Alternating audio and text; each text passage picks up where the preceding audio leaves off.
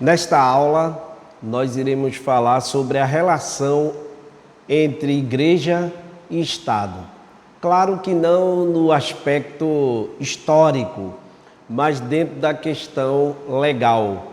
E essa relação, a gente sabe que é importante para que a igreja viva em paz, ou se estabeleça e desenvolva suas atividades da melhor forma possível, né? Então, segundo a lei aqui, foi promulgada em 5 de outubro de 1988 e serve de parâmetro de validade a todas as demais espécies normativas, situando-se no topo do ordenamento jurídico.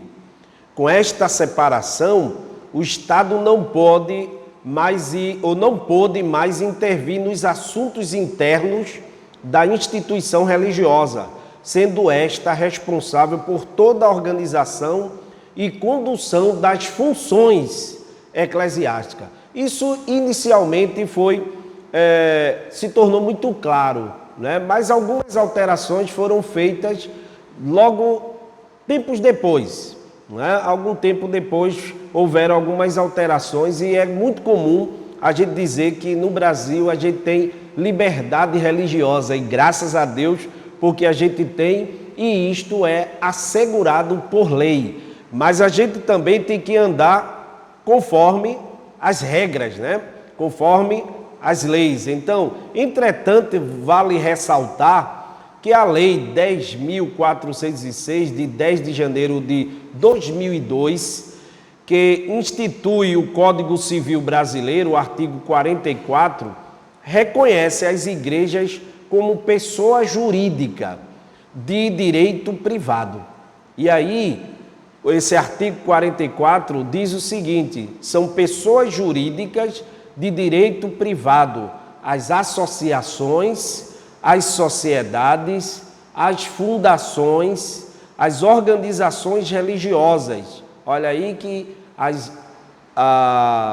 organizações religiosas estão inseridas dentro desse artigo, né? E aí inclui na Lei 10.825, de 22/12/2003. Então, o artigo 1º diz o seguinte: são livres a criação, a organização, a estruturação interna e o funcionamento das organizações religiosas, sendo vedado ao poder público negar-lhes reconhecimento ou registro dos atos constitutivos e necessários ao seu funcionamento.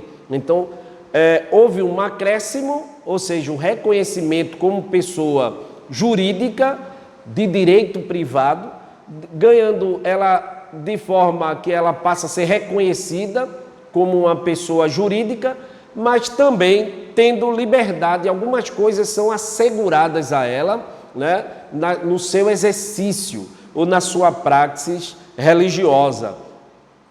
As organizações religiosas têm liberdade na organização e condução das funções eclesiásticas e são obrigadas a cumprir o que a legislação brasileira dispõe, certo? Então, tem algumas coisas que ela, como pessoa jurídica, tem que se submeter e não simplesmente se omitir, né?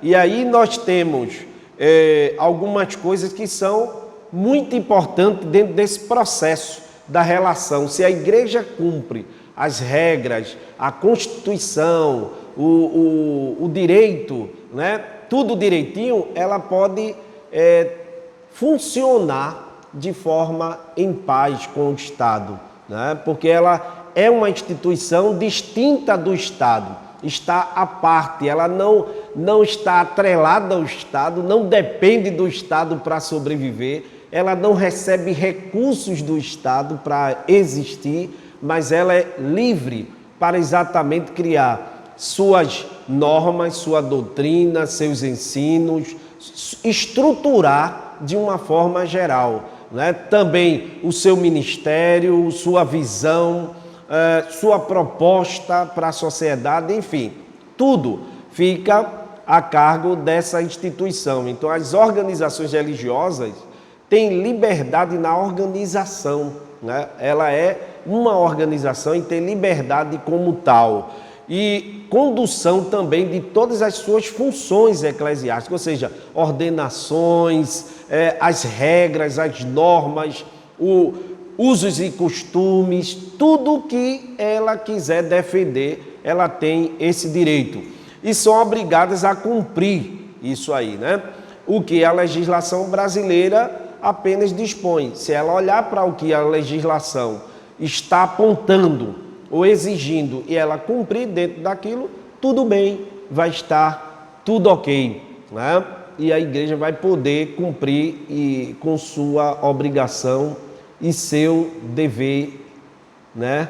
E dentro dos seus direitos, ok? Nos vemos na próxima aula, próximo vídeo.